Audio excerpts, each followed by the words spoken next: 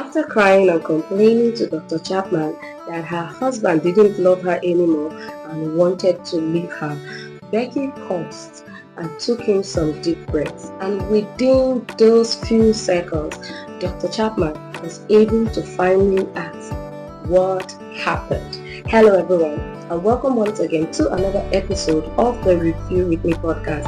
I'm your host and your workflow reading coach, Mrs. Peace Tamino. I hope you've been able to catch up on all our previous episodes because we were reading the book 5 Love Languages by Gary Chapman.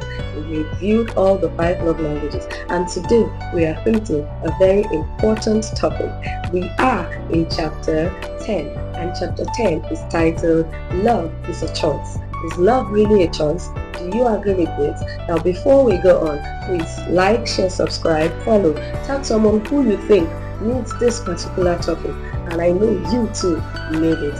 Alright, if you've done that, come closer and let's go right in. Now back to my story. As I said, after Gary Chapman asked her what happened, now Becky went on to say she felt they were okay in their marriage even though they haven't spent so much time together and they weren't so emotionally connected.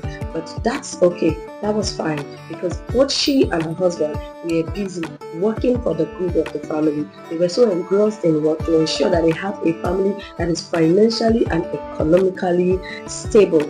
Now, one day her husband came up with the statement, I want a divorce, I'm done with this marriage. And Becky didn't know how to survive without him. Did she love her husband? Yes, she felt they were good together, and moreover, he was a very good father. So how will she cope with the children on her own, and how will the kids cope without him? Now, this was a bother to Becky when she went to meet Gary Chapman. According to Gary Chapman, after finding out or after analyzing the situation, he also invited her husband by the name Brent to come investigate, to come so they could discuss about all the things Becky had told him. Now, from Brent's point of view, his only statement, which was said with so much resolute, is that even an English word? Okay, he was resolute. He had a strong, in fact, his facial expression was unbreakable. He was impenetrable. Gary couldn't penetrate him. And according to Brent, his only statement was, I don't love her anymore and I don't want to keep hurting her, so I just want to leave. This marriage is no longer possible. Now take a look at that statement, I don't love her anymore. Now that particular statement, after 12 years of marriage, coming from somebody who has been in the marriage for over 12 years, I don't love her anymore, is something to sit down and reflect on. Now let's think about that before I come back to the story. This particular statement, I don't love him anymore, I don't love her anymore, has given a lot of men and women the excuse to leave their marriage, to stop investing in their marriage and go about looking and seeking for love elsewhere. This is a state that a lot of people have passed through because they don't want to hurt their spouse. They don't want to keep fighting, and then they feel that this particular way is the way out. Let me leave the marriage. Let me go out and find love somewhere. But the question now is, do they really find love somewhere? And even after they have found that love somewhere, how long do they stay? How long does it last before we're back to the statement of I don't love him or her anymore? Let me take your minds back to one of the chapters we reviewed. I think chapter 1, where Gary met a man on a plane, and he said he was getting married. He had gotten married 3 times, 3 good times, and he felt he was in love at first, and then later everything went south. So I come back to the question, do they really find that love they are looking for out there? Now let's continue. The truth is, most people don't have an understanding, or they are not knowledgeable about the two things that actually go on in marriage. There are 2 aspects of life, or there are 2 things that happen. The thing called love, or whatever we call love, has 2 faces, and they are both different, entirely different. But once we are able to understand the difference and have a knowledge of their working, I think it will actually help us. So let's quickly go back to the book so we don't take much time. Now, the first thing about love is the in-love experience, which I talked about, I think, in chapter 3. We studied and reviewed the in-love experience in chapter 3, where everybody is in the sky, they feel loved, you go out on dates, you're holding hands, and blah blah blah. And then after that, we have the emotional need to feel love. These are two different things, and we'll be looking at their differences. Now let's go to the in-love experience. What happens during the in-love experience? Number one, in-love experience follows instinct. I saw a lady and man, I just fell in love. It was love at first sight. Yes, that's a love experience. You get attracted to one thing or the other that you see in that particular person, and you're good with it. So it follows instinct. It is not premeditated. You don't plan to fall in love. It just happens. And then the next thing is, it can be fostered and it can also be quenched. The next thing is, it doesn't arise based on our conscious choice. Like I said, you actually don't even plan to fall in love. You just see, for some people, you just see your spec and then you get attracted to the person. Now, in love experience is also short-lived. It can last for like 2 years or less. So just put your mind there. It can last for 2 years or less. And then after that, before you know what's happening, well, if not intentionally worked upon, if the marriage is not intentionally worked upon, we are back to the state of, I don't love her anymore. I don't love him anymore. I feel like I made a mistake. I want out. Now, in love experience meets the emotional need of a person temporarily, hence it fills up their emotional tank. So at the point where you're in love, all your emotional needs are met, and at that point your love tank is running on very high. And then before you know it, I'm so in love, and then he proposed and she said yes, and we're getting married, and we know that we're going to face challenges, but our love is strong and we're going to handle it and we'll come out successful together. Yes, that's the in love experience. And so now let's move to the emotional need to be loved. We need to be loved emotionally. Alright, so based on the last statement I made, during the period of the in-love experience, a person's emotional tank is actually filled. Now, if within that period your spouse is able to learn and begin to speak your love language, your tank will continually remain filled, and there will really be a case where we have to say, I don't love him or I don't love her anymore. So one has to intentionally, within that period, begin to learn the love language of their spouse. Now, another thing is, based on the emotional need for love, meeting one's emotional need for love is a choice. You have to decide to do it. You choose to love someone based on their fault. Everybody has flaws. There's nobody that is perfect. So meeting the emotional needs of your spouse is a choice. Even when you no longer feel like loving that person, even when you are hurting, even when that person has hurt you, you choose to meet their emotional needs. And here comes the topic. Love is a choice. It's a decision. You make a decision to stick true. You make a decision to follow through. Now, learning their love language is also a choice.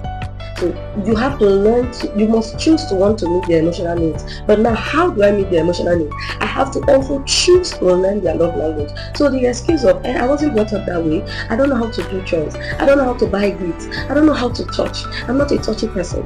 It's a choice. You choose to learn the emotional love language of your spouse. Now, also note that refusing to meet the emotional needs of your spouse gets them to a point where their tank is completely empty. Have you seen an empty tank? A tank that is completely dry. For example, a water tank, there's nothing in it at all. And when a tank is running on empty for a very long period of time, there at some point, because a human being psychologically desire to be loved, the person will decide to walk out, to go find love somewhere else. So when we refuse to fill up that emotional tank, when we refuse to learn the emotional love language and refuse to fill up the emotional love tank, we get our spouses to the point where they choose to walk out of the marriage to go find love elsewhere. But that will not be our portion in Jesus' name. Amen. Alright, so let's note that making a choice to meet the emotional needs of our emotional needs of our spouse is a very important decision that you must take seriously, especially for married couples. You remember the love tank check game that I talked about, I think in the previous chapter, where we said consciously ask your spouse, how full is your love tank today, and then what can I do to fill it up? That way you are learning, you are trying to find out, you are gathering information to find out what their love language is and how you can fill it up. Now, true long lasting emotional love is a choice. You choose to love your spouse, especially when you are down from that high horse of the obsession, love obsession, when you are down from the in-love experience and you have entered the real marriage. You have to choose to consciously love your spouse. When an action doesn't come naturally to you, but you choose to do it, that is you giving out love. That is a very great expression of love. So I don't really know how to be touchy. I'm not a mushy person, but I choose to learn it. I choose it because I know that it makes my spouse feel loved. That is a very great expression of love. Now, remember, love is something you do for someone. Okay? It's a point where your actions precede your emotions. You don't consider your emotions. You're all about your actions. You're all about ensuring that even if it's not okay for you, it's not what I'm used to doing. I really don't know how to do laundry. I didn't grow up doing laundry. We had maids all over the house and they were doing laundry for me. But because this will satisfy my fill up my spouse's love tank, I choose to do it. I will choose to do it. That's action. That's action preceding your emotion. And guess what? Once you put your actions before emotions when it comes to loving your spouse, at the end of the day, the circle comes back to you. How? When your spouse begins to feel loved, when your spouse's emotional love tank is filled, they will also consciously start trying to fill up your own love tank. And by the time they start learning your own love language and learning to do things in order to fill up your love tank, you are back to getting your emotions back in place. So it will no longer be a bother to you that I cannot do this thing. You will do it because you are also getting love returned to you. Remember the previous chapter where we talked about the woman who wanted quality time, and the man said, if that's the case, I will talk to her every time. Another woman was like, if she wants me to, I will wash laundry, I will do the laundry every night, if that will make her happy. Because filling up your spouse's emotional love tank automatically equals to filling up your own love tank. So what actually happened with Brent and Becky's story? I know you're trying to wonder, right? Alright, so let me finish up the story for you. Actually, after Dr. Chapman invited Brent, he was still adamant and resolute in the fact that he didn't want the marriage anymore. Why? Brent had fallen in love with someone else. Yes, he was already experiencing the in-love experience. And so Dr. Chapman didn't have any choice than to let him go. Alright, so few months down the line, we found Brent back in Dr. Chapman's office. This time around, broken. He was no longer that man with a very resolute and unpenetratable expression. He was actually in tears. What happened? I thought I loved her. I thought she loved me. But why did things go this way? And Dr. Gary, who already knew that because he was in the love experience at that point, in love period, just calmed down, listened to him vent, and after venting, he asked him one simple question. Now that you know this is something that can happen in any and with any person, don't you think it would be good for you to work on your marriage? And at that point, Brent was ready to listen. He was willing to go back to his marriage since he already had kids with Becky, and he didn't think it was a bad idea to try and find out what really went wrong. And trust me, a few years down the line, Becky and Brent learned to love each other in their love language. They finally understood what was missing in their marriage. They learned to love each other in their love language, and their marriage began to thrive. Was it devoid of challenges? No, it wasn't devoid of challenges. But because they had learned to love each other, even in the midst of those challenges, they did not withhold the other person's love language, because they realized that everybody required the need to feel love. What are we saying? In marriage, love is a choice. especially when the in-love experience has waned out. I was having a conversation with my younger brother, and as at the time of the shooting of this video, I had the conversation with him the previous day, and then I told him, I said, have you noticed that most people that get married, from the moment they get married, they are putting up the pictures of their spouse and their spouse. Oh, it's 1 week today, 1 week down, forever is the goal. Oh, my sweet husband. Oh, my wife. My brother was actually telling me, I was asking him and trying to get the male's point of this, and he said, for the men is, my wife did this, my wife did that, my wife, and for the ladies, we know ourselves now.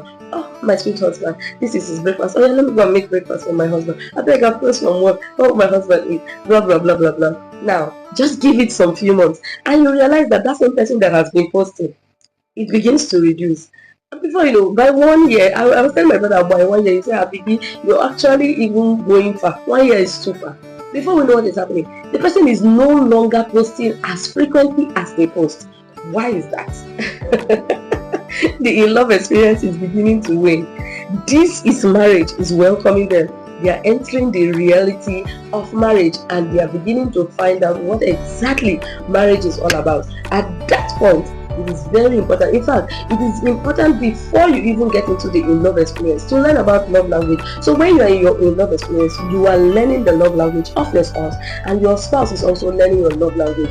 That way, you don't have to get off the in-love experience to start learning. You just move from the in-love experience to the feeling, the need to fill up the emotional love tank of your spouse. At this point, we'll be drawing a close to chapter 10, which is love is a choice.